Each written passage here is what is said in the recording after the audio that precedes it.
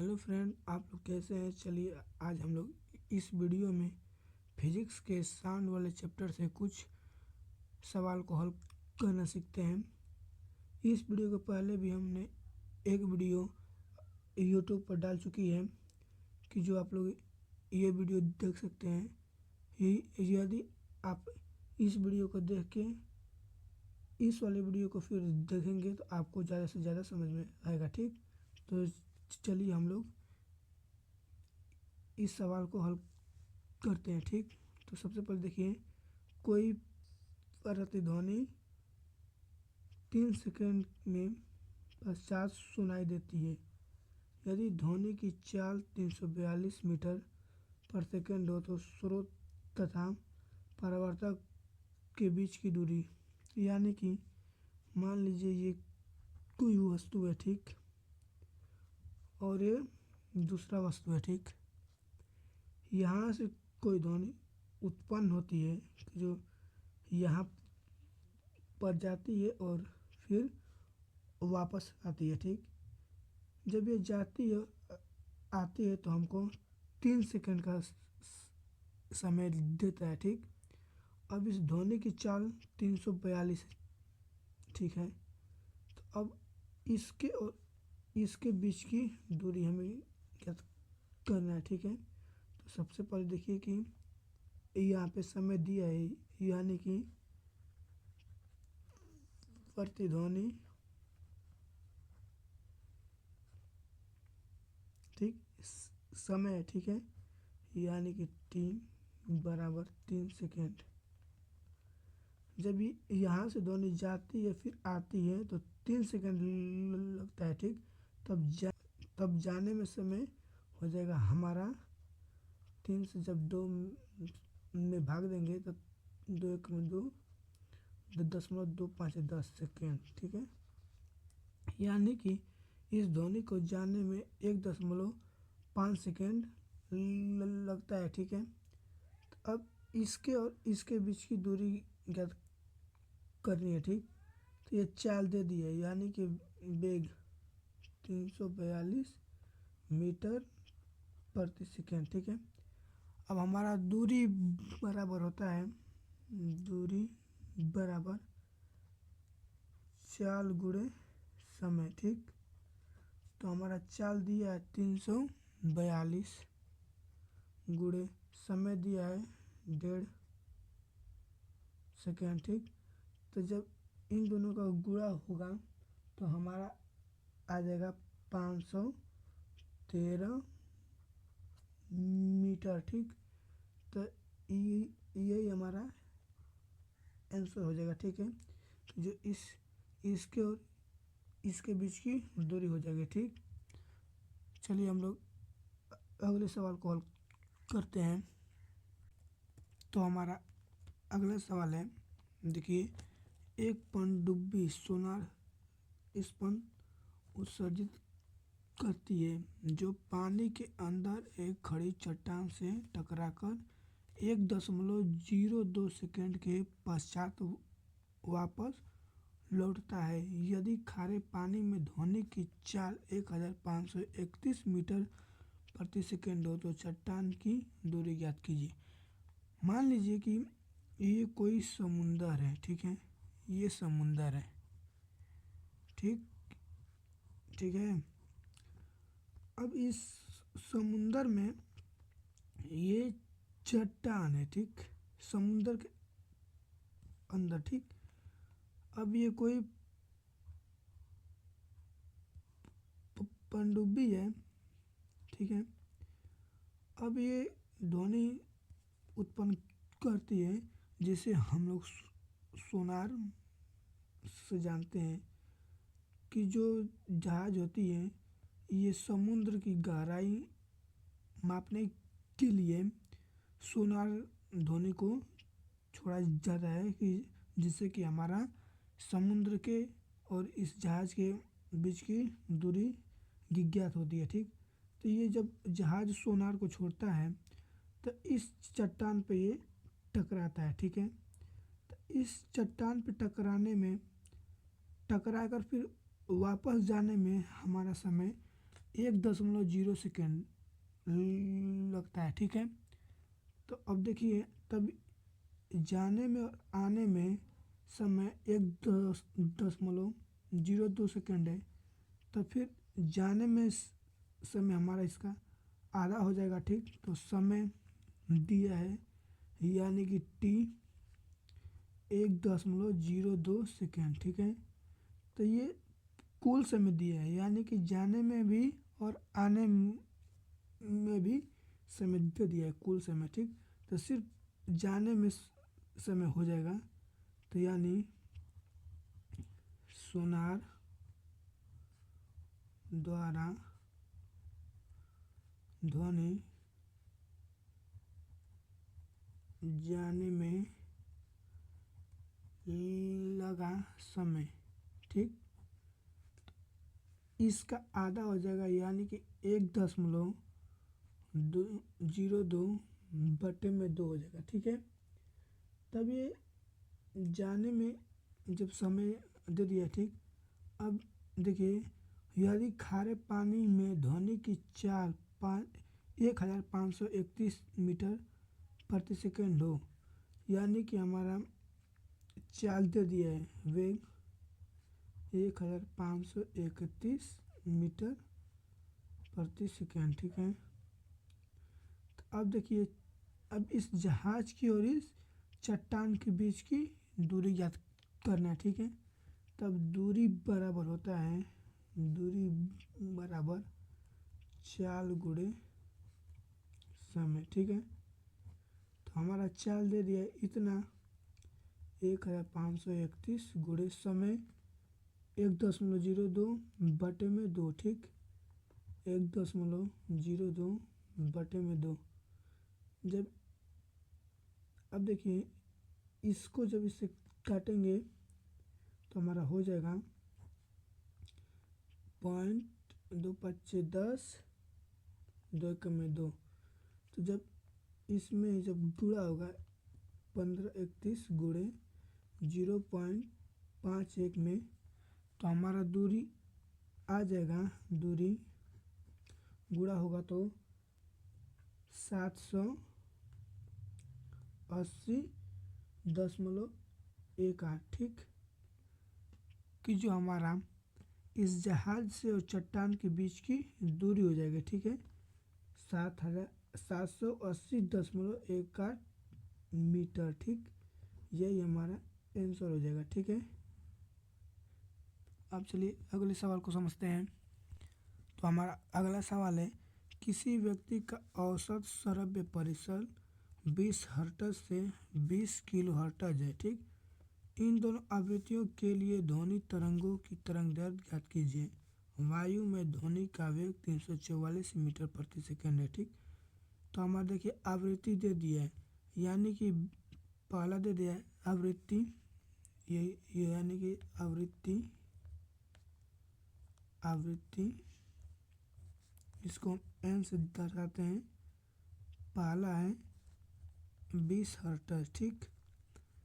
अब 20 हर्ट्ज से 20 kilo hertz, देखिए यहाँ पे ध्यान से कि यहाँ पे किलो हर्ट्ज दे दिया, ठीक।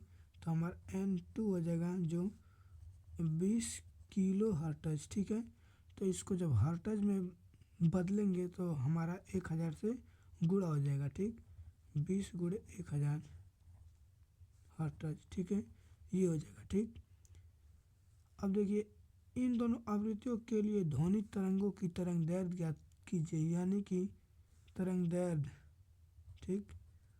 तरंगदैर्घ्य हमको ज्ञात करना है, ठीक है, जिसे हम लोग इससे दर्शाते हैं लैम्डा से, ठीक है।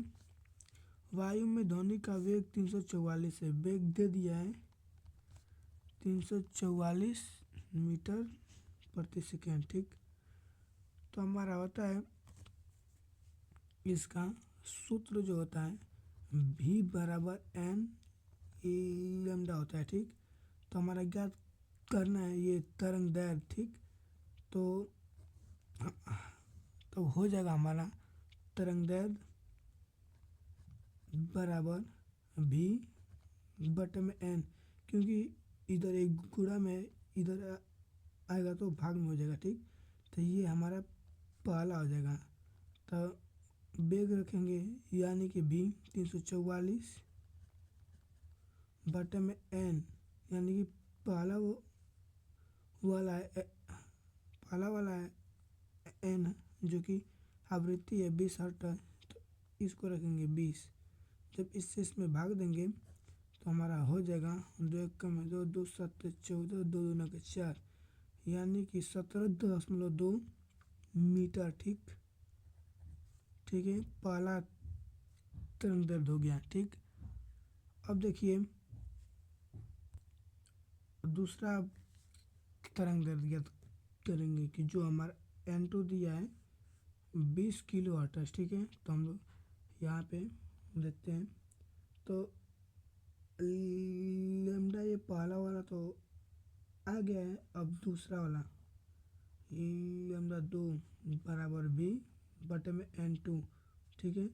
तो वेग हमारा दिया है 344, इसी को रखेंगे, ठीक, इसी को रखेंगे वेग को 344 बटे में तरंग दैर्ध्य दूसरा वाला, ठीक है, n2 20 किलो हर्ट्ज, यानी कि 20 गुणे 1000 हर्ट्ज।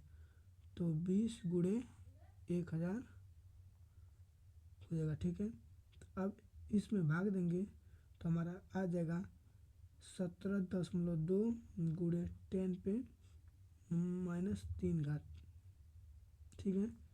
ये दूसरा हो जाएगा हमारा तरंग दैर्ध्य, यानी कि 17.2 गुणे 10 पे -3 घात मीटर हो जाएगा, ठीक है। ये हमारा आंसर हो जाएगा, ठीक। ये दूसरी स्थिति की है और ये पहली स्थिति की है, ठीक है। ये दोनों हमारा आंसर हो जाएगा, ठीक। अब चलिए अगले सवाल को समझते हैं। हमारा अगला सवाल है, ये सवाल दोस्तों बहुत इम्पोर्टेंट सवाल है, आप लोग इसको बहुत अच्छी तरह से समझिएगा। तो चलिए देखते हैं। 500 मीटर ऊंची किसी मीनार की चोटी से एक पत्थर मीनार के आधार पर स्थित एक पानी के तालाब में गिराया जाता है। पानी में इसके गिरने की ध्वनि चोटी पर कब सुनाई देगी? जी का मान यहाँ पे दे दिया है और ध्वनि की चाल भी दे दिया, ठीक। तो मान लीजिए कि ये कोई मीनार है, ठीक है, ठीक है, जिसकी ऊंचाई दिया है 500 मीटर, ठीक। अब देखिए किसी, ठीक है, आधार पर स्थित एक पानी के तालाब में गिराया जाता है, ठीक। मान लीजिए कि ये कोई पत्थर है, ठीक, और ये तालाब है, ठीक है। इसको अब इसमें गिराया जाता है, ठीक है, ठीक है, गिराया जाता है। तो अब इस गिराने में जो ध्वनि सुनाई देगी वो कब सुनाई देगी, ठीक है, इस चोटी के ऊपर, ठीक है। मान लीजिए कि ये कोई व्यक्ति है यहाँ पे, अब इस पत्थर को इसमें फेंकता है, तो इस व्यक्ति को ये पत्थर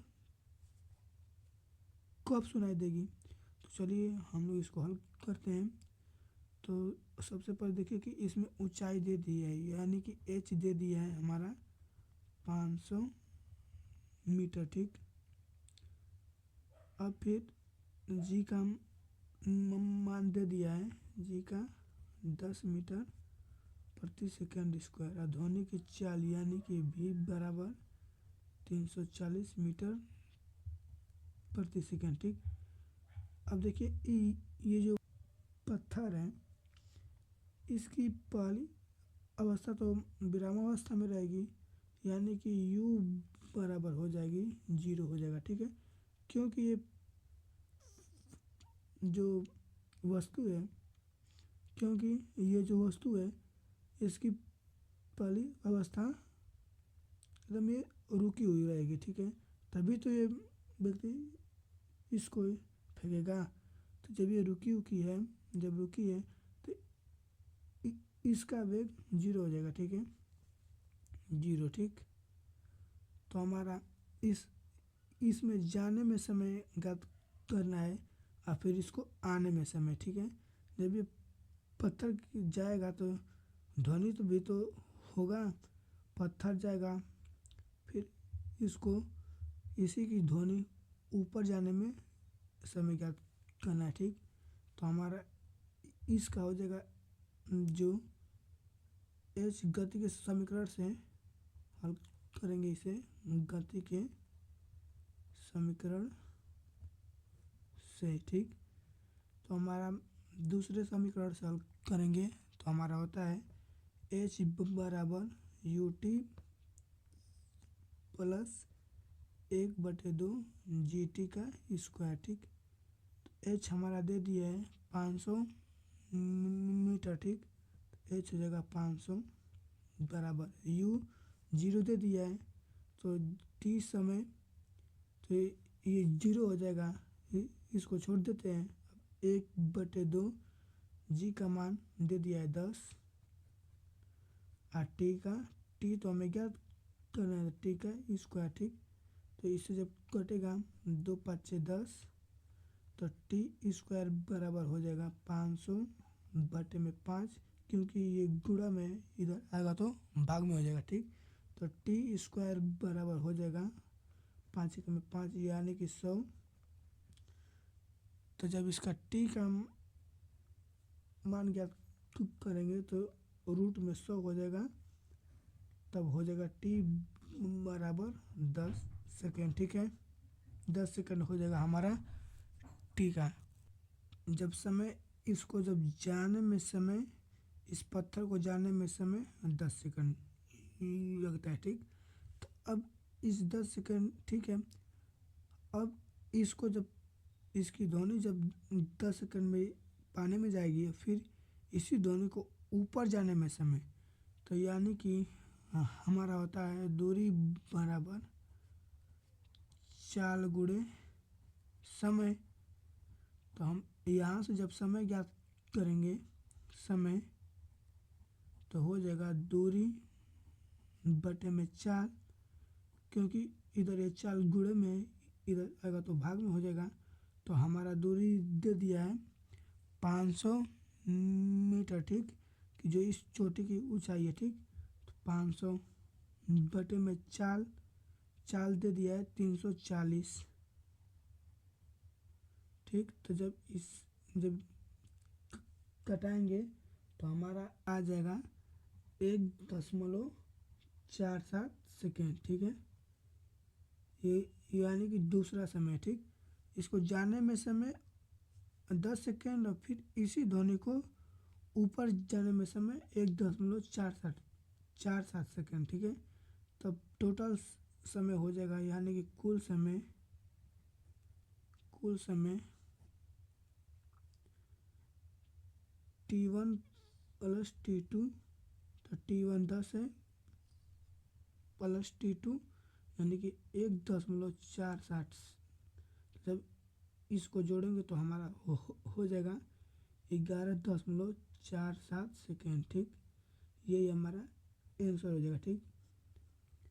अब देखिए कि जो इसमें जब इसके गिरने की ध्वनि चोटी पर कब सुनाई देगी, जब ये पत्थर को इस समुद्र में गिराएंगे तो, ठीक, तब ये समुद्र में गिरेगा तो इसकी ध्वनि कब इस पे सुनाई देगी, तो 11.47 सेकेंड के बाद इस व्यक्ति को ध्वनि सुनाई देगी। यदि ये वीडियो आपको अच्छी लगी तो चैनल को सब्सक्राइब कीजिए और वीडियो को ज़्यादा से ज़्यादा शेयर कीजिए।